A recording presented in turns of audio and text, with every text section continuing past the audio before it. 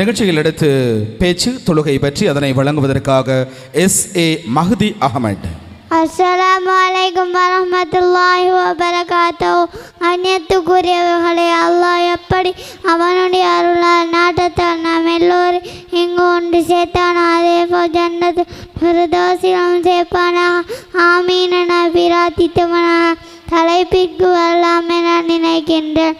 இஸ்லாத்தின் கடமைகளில் இரண்டாவது கடமை தொழுகை. அல்லாஹ் யார் நேசிக்கிறான் என்று நபி ஸல்லல்லாஹு அலைஹி வஸல்லம் அவர்கள் நபி தோழர் கேட்டபோது நபி ஸல்லல்லாஹு அலைஹி வஸல்லம் அவர்கள் அஸ்ஸலாத்து அலா வக்திஹா, தொழுகையை உரிய நேரத்தில் யார் நிறைவேற்றுகிறாரோ அவர்தான் என நபி ஸல்லல்லாஹு அலைஹி வஸல்லம் அவர்கள் பதிலளித்தார்கள்.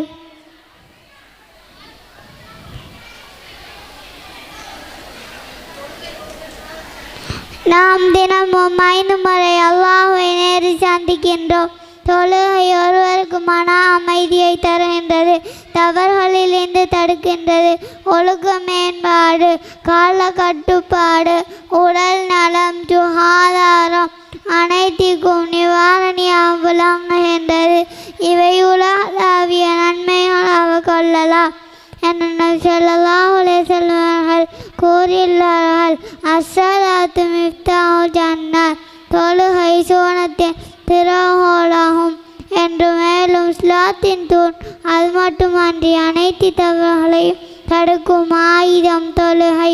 எவரொருவர் அல்லாஹ்வை அஞ்சி ஐவேளை தொழுகையை யார் நிறைவேற்றுகிறாரோ அவர் இவ்வுலகிலும் மறுமையிலும் வெற்றி பெற்றதாக திகழ்வார்கள் என்பதில் ஐயமில்லை என்று கூறும்போது எனதிடம் அடைகின்றேன். பஸ்ஸலாம்.